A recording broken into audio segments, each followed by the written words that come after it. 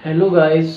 आज हम पढ़ेंगे कक्षा 9 का चैप्टर नंबर 1 जो है हमारे आसपास के पदार्थ। तो सबसे पहले हम पढ़ते हैं पदार्थ।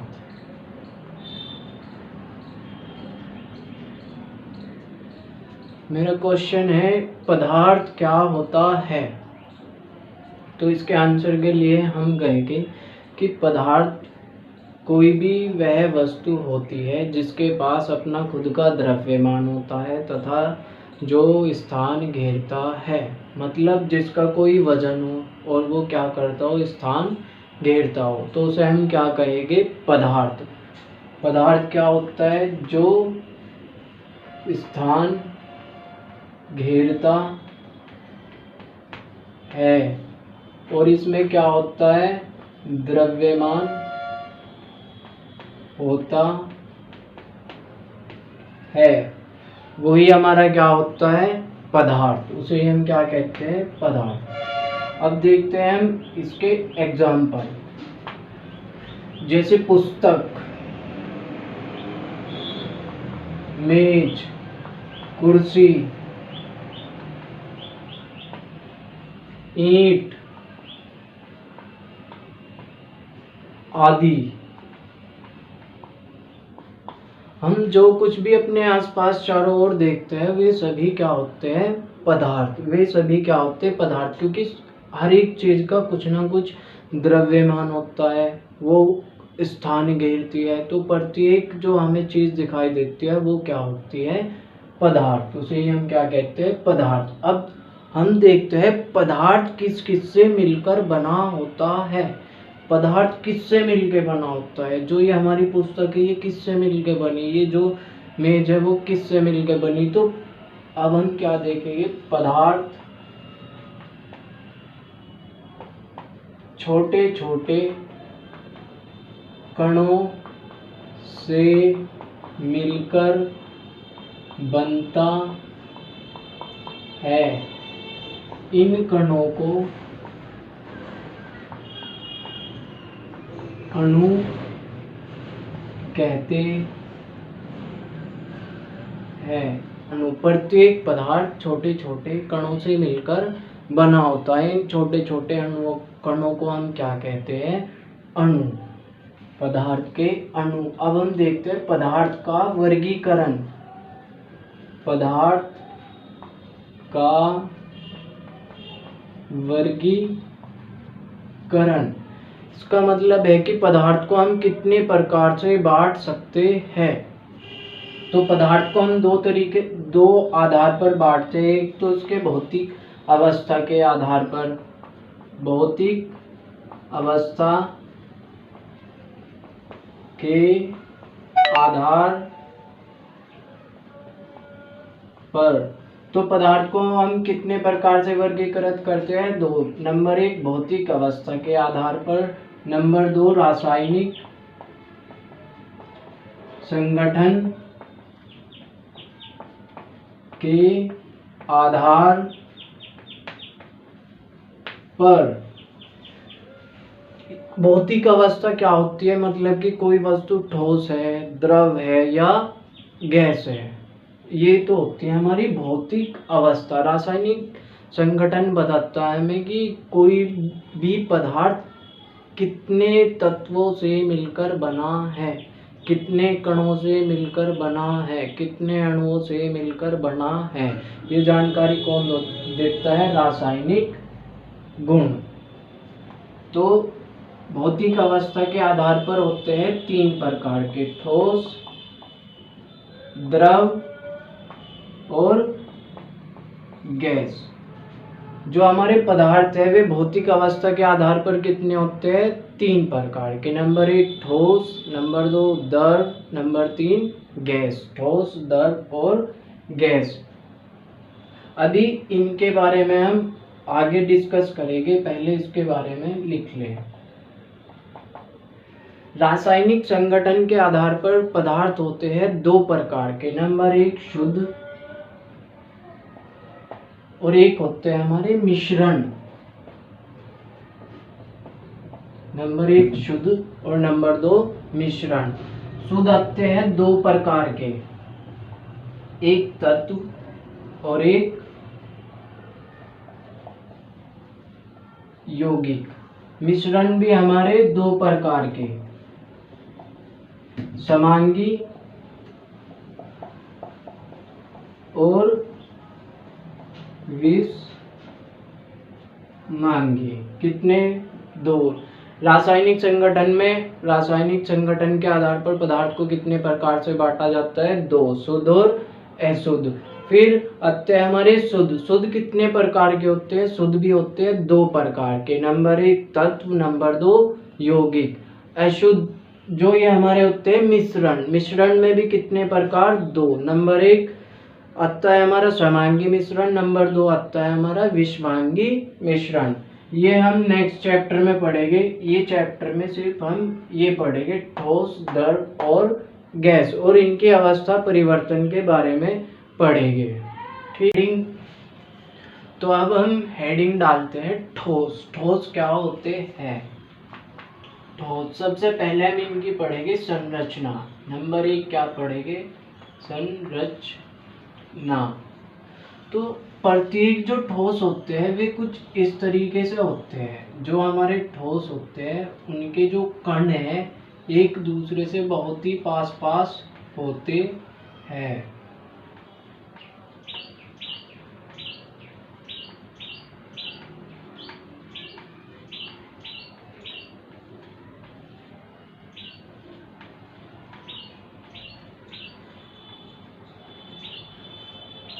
तो जो हमारे ठोस होते हैं, ठोस के जो कण होते हैं वे क्या होते हैं?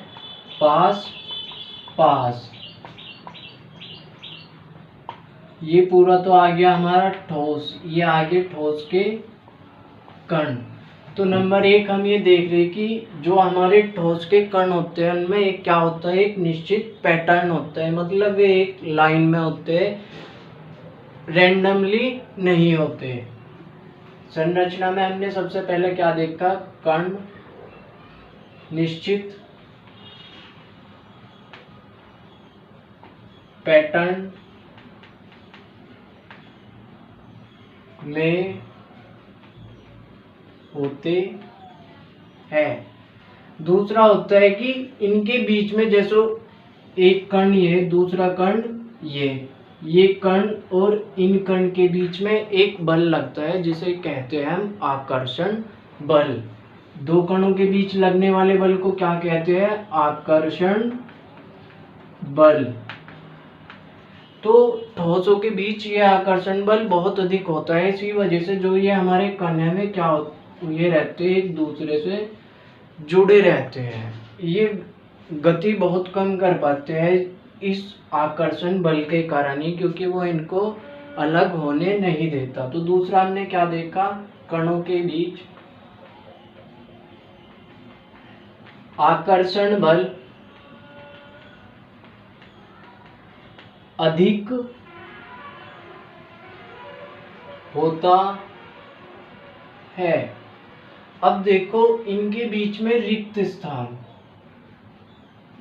दो कणों के बीच में रिक्त स्थान, ये हमें बहुत कम देखने को मिलता है। तो ठोसों में रिक्त स्थान, कणों के बीच रिक्त स्थान बहुत कम होता है। कणों के बीच रिक्त स्थान कैसा होता है? बहुत कम होता है। और जो ठोस के कण है वे गति भी लगभग ना के बराबर कर पाते हैं। अब हम देखते हैं इसका आकार। देखो जैसे कि हमने कहा कि जो कणों का, जो हमारे ठोस के कण होते हैं, ठोस के कणों के बीच में जो हमारे ठोस, जैसे कि हमने कहा कि जो हमारे ठोस होते हैं, ठोस के कणों में क्या होता है? एक निश्चित पैटर्न, क्रम दिखाई देता है। इस निश्चित पैटर्न के कारण ही जो हमारे ठोस का आकार होता है वो कैसा होता है? निश्चित होता है। जो हमारे ठोस पदार्थ है उनका आकार कैसा होता है? निश्चित होता है। और यदि मैं पूछूं कि ये निश्चित आकार क्यों होता है, क्योंकि ठोस के कणों के बीच क्या होता है, निश्चित पैटर्न दिखाई होता है। ठोस के कणों के बीच क्या होता है, निश्चित पैटर्न होता है, इसी वजह से इनका आकार कैसा होता है, निश्चित। अब हम देखते हैं इसका आयतन। आयतन हमें ये बताता है कि कोई वस्तु या कोई पदार्थ कितना स्थान घेरता है। आयतन हमें क्या बताता है, कोई वस्तु या कोई पदार्थ कितना स्थान घेरता है, उसे हम क्या कहते हैं, आयतन।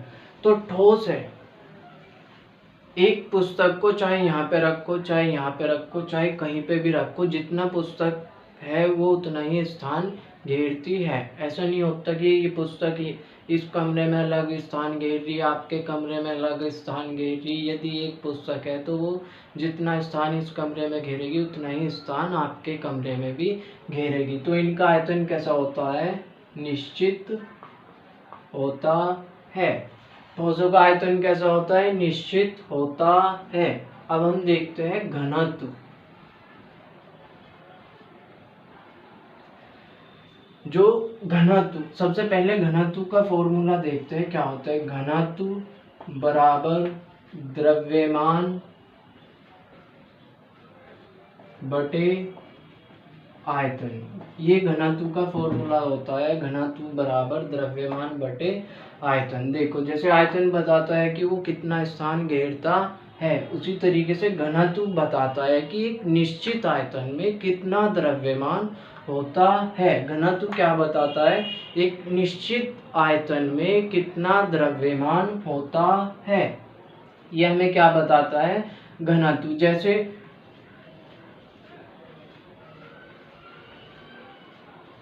इसमें कितने कण, 3, इनका द्रव्यमान कितना, इसमें कितने कण, 9, इसका द्रव्यमान कितना, हमने मान लिया कि 9। एक और आयतन है, इतना ही आयतन है ये, और इसमें कितने कण, 3। तो जो हमारा पहले ए बॉक्स है, ए बॉक्स का घनत्व कैसा होगा, अधिक, कंपैरिजन टू बी बॉक्स के। जो हमारा ए बॉक्स है, ए आयतन है, उसका घनत्व कैसा होगा, अधिक। क्यों, क्योंकि ए और बी के आयतन क्या है, इक्वल। पर यदि हम इनमें कण देखें तो पहले में कण ज्यादा है और दूसरे में कण कम, इसी वजह से क्या होगा कि जो हमारा ए है उसका घनत्व क्या होगा, अधिक, बी का घनत्व क्या होगा, कम। तो ठोसों का घनत्व देखो, ठोस में कितने कण होते हैं, बहुत सारे, तो इनका द्रव्यमान भी क्या होता है, बहुत। तो इसी वजह से जो हमारे ठोस है, ठोस का घनत्व क्या होता है, अधिक होता है।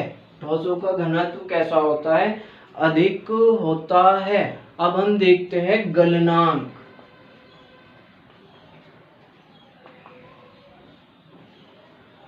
गलनांक, यदि हम ठोस को गर्म करे जा, गर्म करे जा, गर्म करे जा, गर्म करे जा, तो एक स्थिति ऐसी आएगी जब ठोस क्या हो जाएगा, लिक्विड फॉर्म में आ जाएगा, वो पिघल जाएगा, अपनी प्रॉपर्टी क्या कर देगा, खो देगा। तो जब ये लिक्विड अवस्था में आ जाएगा उस स्थिति को बोलते हैं हम गलन। क्या बोलते हैं उसे, गलन। और जिस तापमान पर ये होता है उसे बोलते हैं हम गलनांक। तो ठोस क्या जल्दी से ही पिघल जाते हैं, नहीं।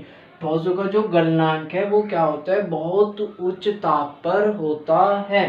ठोसों का गलनांक क्या होता है, बहुत उच्च ताप पर होता है, मतलब कि ठोस बहुत अधिक ताप पर पिघलते हैं। गलनांक कैसा होता है, ये भी अधिक, और अधिक में भी बहुत अधिक। ठोसों का गलनांक क्या होता है, बहुत अधिक। गलनांक क्या होता है, जिस तापमान पर हमारे ठोस द्रव अवस्था में आ जाते हैं, अर्थात पिघल जाते हैं। तो ये हुए हमारे ठोस। द्रव अवस्था में देखो, एक कण यहाँ है, एक कण यहाँ, एक कण यहाँ, एक कण यहाँ, एक कण यहाँ, एक यहाँ, एक यहाँ, एक यहाँ। जबकि ठोस में क्या था, एक निश्चित क्रम में थे। तो वो द्रव, ये कैसी अवस्था है हमारी, द्रव अवस्था। क्या द्रव अवस्था में कणों के बीच एक निश्चित पैटर्न होता है? यहाँ पे कोई निश्चित पैटर्न दिखाई दे रहा है क्या? नहीं। तो जो हमारे कणों के बीच निश्चित पैटर्न नहीं होता। द्रव अवस्था में कणों के बीच निश्चित पैटर्न नहीं होता, निश्चित पैटर्न नहीं होता। और इनके बीच जो कणों के बीच जो गैप है, ये वाला गैप, वो क्या होता है? अधिक। किन से अधिक? ठोसों से अधिक। तो इसमें लिखेंगे रिक्त स्थान ठोसों से अधिक होता है। तो द्रवावस्था में हमारे जो कण होते हैं, कणों के बीच में रिक्त स्थान कैसा होता है? अधिक होता है। इनके बीच लगने वाला आकर्षण बल, कणों के बीच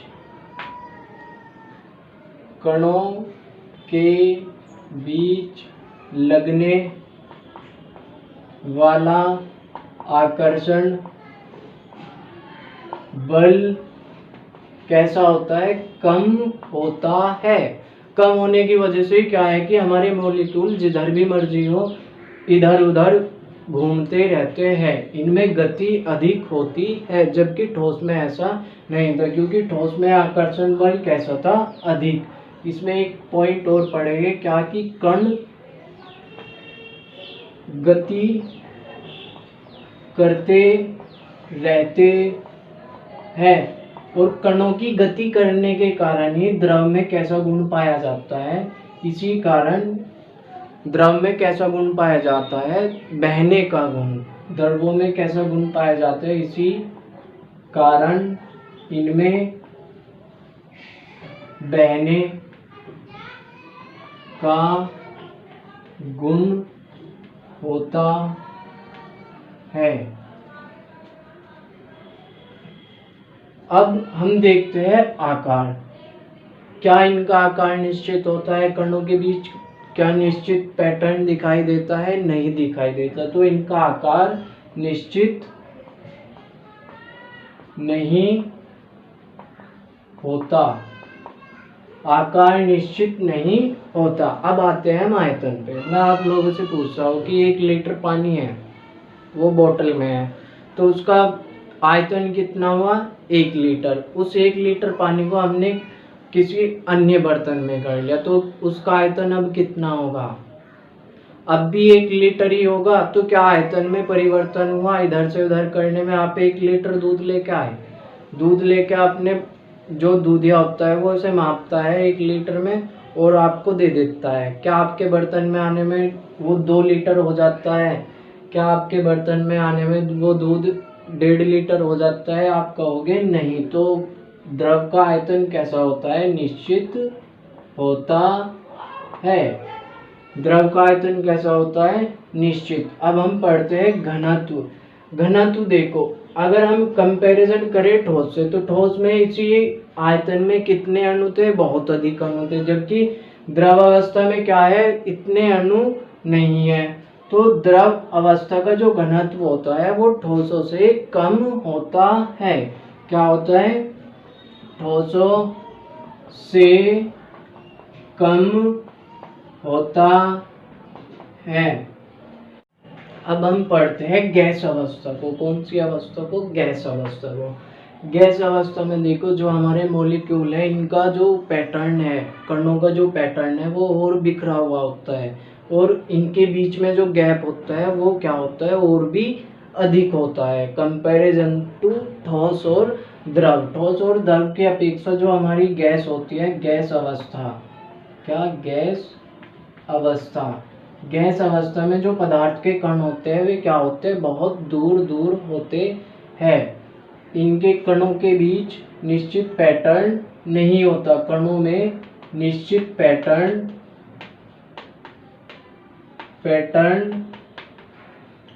नहीं होता।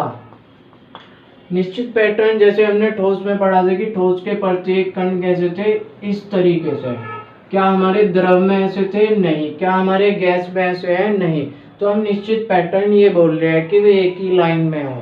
ठीक, तो गैस अवस्था में कणों के बीच निश्चित पैटर्न नहीं होता। अब रिक्त स्थान, कणों के बीच रिक्त स्थान बहुत अधिक होता है। कणों के बीच रिक्त स्थान बहुत अधिक होता है। देखो ये रिक्त स्थान, ये रिक्त स्थान, ये रिक्त स्थान, क्या ठोस में इतना था? क्या द्रव में इतना था? नहीं। अब आकर्षण बल, कणों के बीच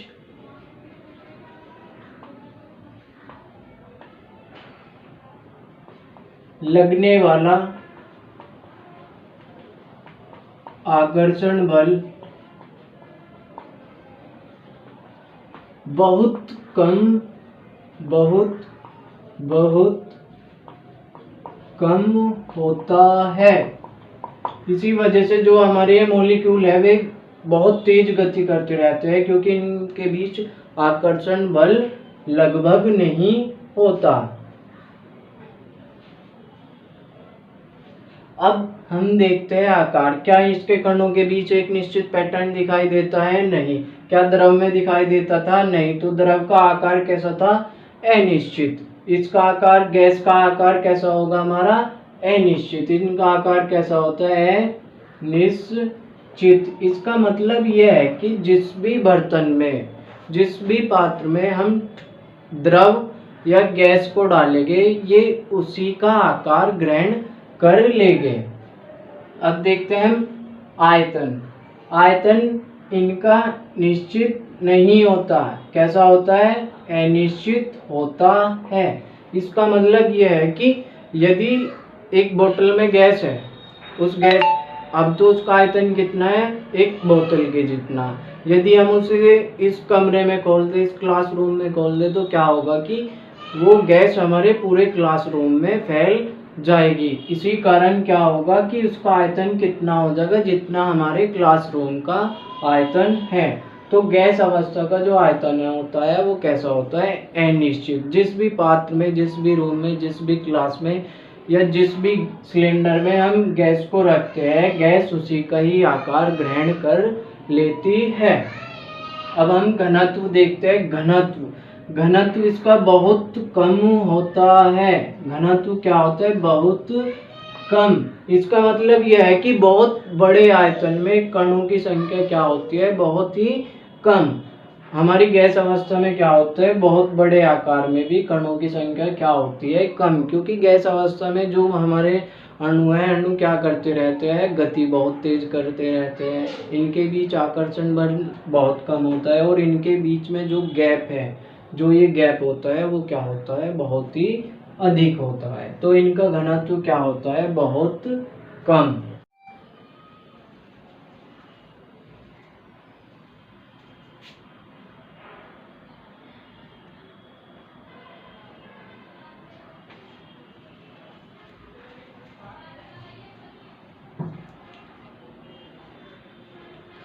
तो गुणों में हम इनमें सबसे पहले पढ़ेंगे संरचना। ठोसों की संरचना कैसी होती है? इसके कणों के बीच एक निश्चित क्रम होता है। इसके जो कणों के बीच लगने वाला आकर्षण बल है वो क्या होता है? अधिक होता है। रिक्त स्थान क्या होता है? कम होता है। तो ये 3 पॉइंट आप पहले से ही देखकर लिख लेना। इसमें क्या होता है? द्रव में, द्रव के अणुओं के बीच आकर्षण बल क्या होता है? कम। रिक्त स्थान क्या होता है? अधिक। निश्चित पैटर्न नहीं होता। यही गैस में लिख लेंगे। फिर आता है आकार। ठोसों का आकार निश्चित, द्रव का आकार अनिश्चित, गैसों का आकार अनिश्चित। फिर हम देखते हैं इसका आयतन। कौन सा गुण देखते हैं? आयतन। ठोसों का आयतन कैसा होता है? निश्चित। द्रव का आयतन कैसा होता है? निश्चित।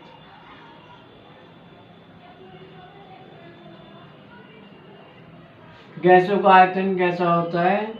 अनिश्चित। अब देखते हैं हम घनत्व।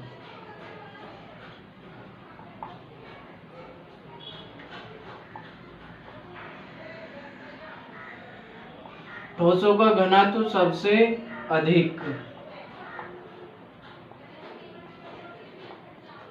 द्रव का घनत्व कम, गैसों का घनत्व सबसे कम। अब देखते हैं हम इनका गलनांक। ठोसों का गलनांक सबसे अधिक, द्रव का कम और इनका सबसे कम, गैसों का सबसे कम। अब देखते हैं बहने का गुण।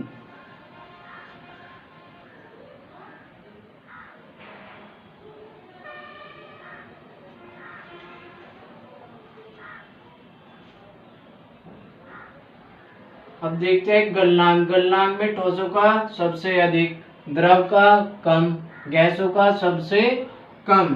अब हम देखते हैं बहने का गुण यानी कि तरलता। बहने का गुण। क्या ठोसों में बहने का गुण होता है? नहीं, बह नहीं सकते, यानी कि बहने का गुण ठोसों में नहीं पाया जाता। द्रव बह सकते हैं। गैस हमारी बह सकती है और इनमें जो ये बहने का गुण है वो क्या होता है? सबसे अधिक, बह सकती है। और ये गुण क्या होता है? सबसे अधिक। किसमें पाया जाता है? ये हमारी गैसों में ही पाया जाता है बहने का गुण। जो हमारे द्रव होते हैं, द्रव तो सिर्फ यहाँ से इस तरीके से बहेगी या इस तरीके से, यानी कि इस प्लेन पर बहेगी, जबकि गैस जो है, अगर हम गैस यहाँ पे रख दे तो ये क्या हो जाएगी? चारों दिशाओं में बह जाएगी। तो ये हमारा कुछ कंपैरिजन था, बाकी हम आगे देखते हैं। Okay, thank you.